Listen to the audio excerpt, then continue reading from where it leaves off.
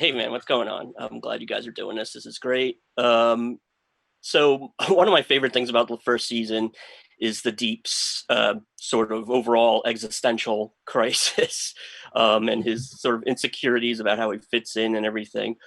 So where do we find him at the beginning of season two? Well, we find him sort of where we left off, which I think is a good place to start. Head shaved, he's had his mental breakdown.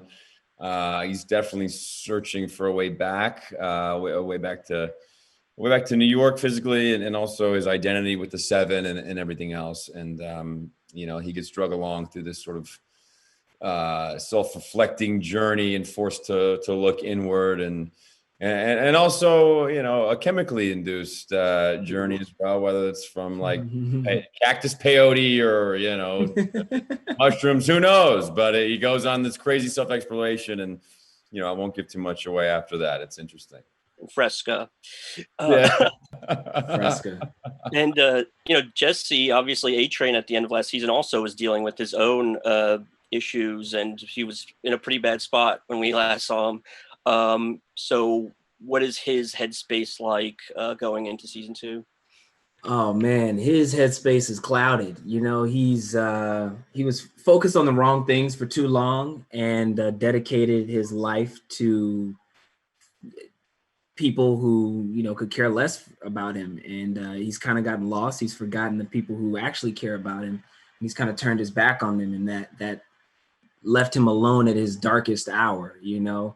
There is no nightlight in sight for A-Train. He's kind of just got to feel his way through the darkness until he finds his way out. And that's pretty much what his process is like. He hasn't realized how low he's gone just yet, but he will. And when he does, he will attempt to find his way back, to a place of redemption, a lot like the Deep is trying to do. But they both just understand that they have messed up. I think almost all these characters, with the exception of maybe Homelander, are sort of seeking redemption or ways to maybe better themselves. And I think that's one of the most powerful things about the show in general. Yeah, I agree with you. Although I think even in a way, Homelander's not necessarily redemption, but he is looking for ways to better himself, if not for anything else, it's for selfish reasons, just so no one can ever top him. But that's a theme amongst superheroes, is you want to be the most super. Yeah. Chase, last year you had an interesting scene with a dolphin. You had an interesting scene with a lobster. And this season you have an interesting scene with a whale. This guy's just trying to make friends with these animals, and it just never really works out.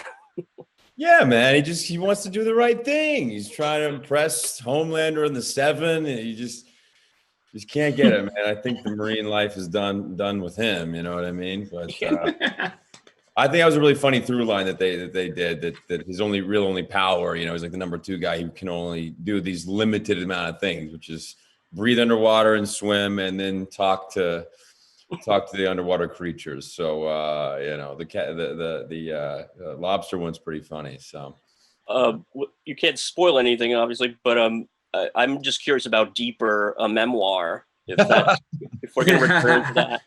How's that going? I think he's still on the blinking title page. It's just I think can't pass that first page. And what's I think it's gonna be interesting to see A-Train's relationship with Starlight going forward, because they obviously had this conflict at the end, but then she ends up saving his life. So what's that going to be like?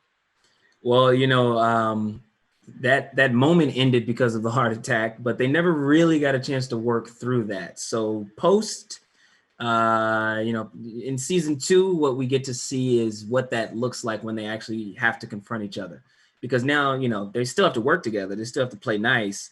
And the feud part has happened already. That's kind of what it is. Like if you have a problem with like your brother, there's always a fight first, and then you sit down and talk about it. And I feel like that's kind of what's coming with A-Train and Starlight. They both want the advantage over the other person. They both kind of need each other to navigate through what they're going through, but they have yet to begin that conversation. Well, I can't wait for that and everything else in season 2, guys. Thank you so much. Appreciate it. Yeah, thanks, Eric. Take care. 1, 2, 3, hit it! I need some power! Power! 1, 2, 3, I'm Superman! we just need to keep our shit together a little bit longer. Power! Power!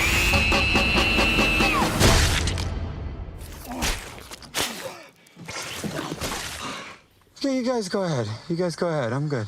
I'm Superman! All right, hands in the air, like you just don't care. Kill.